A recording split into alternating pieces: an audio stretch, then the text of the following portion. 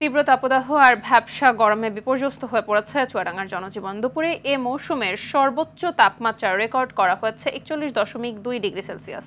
অসহনীয় তাপপ্রবাহের মধ্যে প্রয়োজন ছাড়া ঘর থেকে বের হচ্ছে না কেউ। তাপমাত্রা আরও বাড়তে পারে বলে সতর্ক করেছে জেলা আবহাওয়া বিভাগ। এদিকে মেহেরপুরের উপর দিয়েও বইছে তাপদাহ।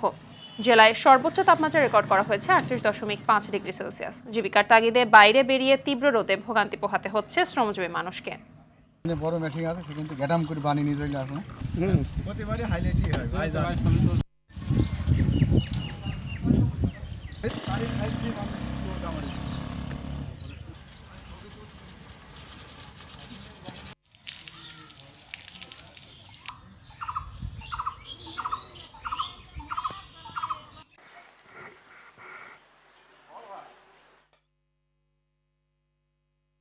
দর্শক, এই মুহূর্তে চুয়াডাঙ্গা থেকে সরাসরি যোগ দিচ্ছেন সহকর্মী জহির রায়হান সোহাগ।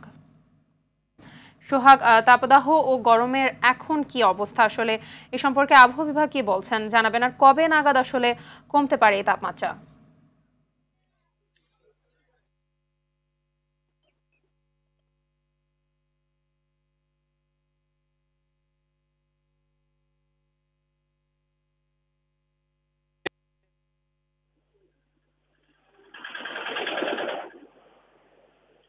আবহাওয়া অফিস যে বার্তা দিচ্ছে সেটা হচ্ছে 41.2 ডিগ্রি সেলসিয়াস তাপমাত্রা রেকর্ড করেছে চুয়াডাঙ্গা আবহাওয়া অফিস, এবং এটি তীব্র তাপদাহ বলছে আবহাওয়া অফিসের কর্মকর্তা।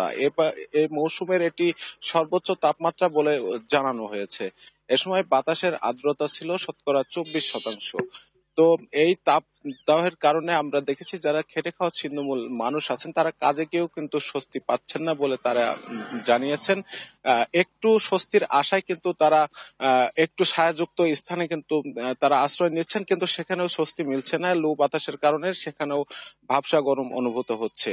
আর চুয়াডাঙ্গা আবহাওয়া অফিসের কর্মকর্তাদের সাথে কথা হয়েছে, তারা যেটা জানিয়েছেন এই তাপমাত্রা কিন্তু আরো বেশ কয়েকদিন থাকবে, অর্থাৎ আগামী 13 থেকে 14 তারিখ পর্যন্ত এই তাপমাত্রা অব্যাহত থাকতে পারে।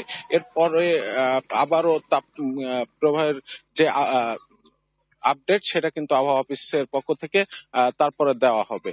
আর এই তীব্র তাপদাহের কারণে আমরা দেখছি যে চুয়াডাঙ্গা সদর হাসপাতাল সহ যে উপজেলা স্বাস্থ্য কমপ্লেক্স গুলো আছে সেখানে কিন্তু গরমজনিত রোগীর সংখ্যা কিন্তু বেড়ে চলেছে। এক্ষেত্রে কিন্তু বেশি বেশি তরল খাবার, বিশেষ করে খাবার, বিশুদ্ধ খাবার, পানি এবং ডাবের পানি খাওয়ার পরামর্শ দিয়েছেন চিকিৎসকরা। তো এই ছিল চুয়াডাঙ্গা থেকে আবহাওয়ার সর্বশেষ। মাহবুব, ধন্যবাদ আপনাকে।